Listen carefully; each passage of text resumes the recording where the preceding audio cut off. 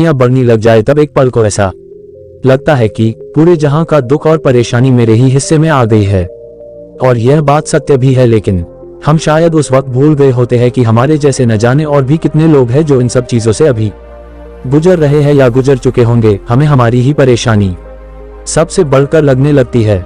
किसी महात्मा ने कहा था कि जब किसी लकीर के सामने बड़ी लकीर खींच दी जाए तो वो पुरानी लकीर बेहद ही छोटी लगने लगती है। ठीक ऐसा ही है मनुष्य का जीवन और उनमें आने वाली परेशानी। एक बार एक दुखी व्यक्ति जो बेहद धनवान तो था पर अपने जीवन से बेहद उदास और अपने जीवन के दुखों से परेशान था, उसे जब महात्मा बुद्ध के बारे में पता चला तो वह महात्मा बुद्ध के पास गया और उनके कदमों में गिरकर बोला, हे महात्मन, मैं अपनी जिंदगी की समस्याओं और परेशानियों से तंग आ गया हूँ।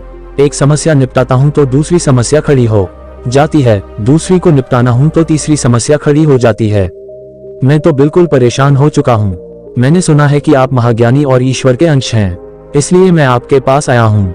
अब आप ही कोई ऐसा उपाय बताइए जिससे मेरी सारी समस्याएं बिल्कुल समाप्त हो जाए। महात्मा बुद्ध बोले, ठीक है, उपाय तो मैं बता दूंगा, परंतु अभी नहीं, मैं तुम्हें उपाय कल बताऊंगा, थोड़ा इंतजार करो। महात्मा बुद्ध ने कहा कि मेरी एक शर्त है और वही है कि तुम्हें आज रात मेरे ऊँटों के बसेरे में पहरा देना होगा और जब सभी ऊँट बैठ जाए तो तुम भी सो जाना, मगर ध्यान रहे जब तक एक भी ऊँट खड़ा रहे सोना मत। वह व्यक्ति बोला, ठीक है। फिर वह व्यक्ति वहां से चला गया।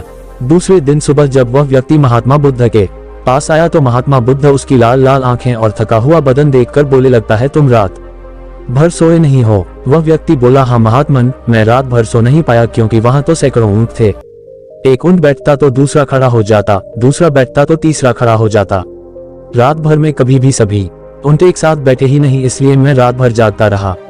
महात्मा बुद्ध, चाहते हो तो तुम्हें इन समस्याओं में ही खुश रहना होगा, क्योंकि फूलों का राजा गुलाब भी कांटों के बीच ही खिलता है और तालाब में खिला सुंदर कमल का पुष्प भी कीचड़ों से घिरा हुआ होता है, वह फिर भी महकता है। महात्मा बोले, बिल्कुल इसी तरह हमारी जिंदगी है।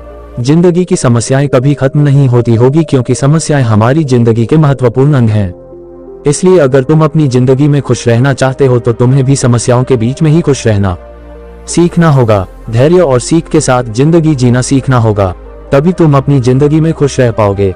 सबसे पहली बात यह है कि हमें पहले ये समझना होगा कि पूरी दुनिया में एकलौते हम ही बस नहीं है जिसके जीवन में ऐसे स्थिति होती है।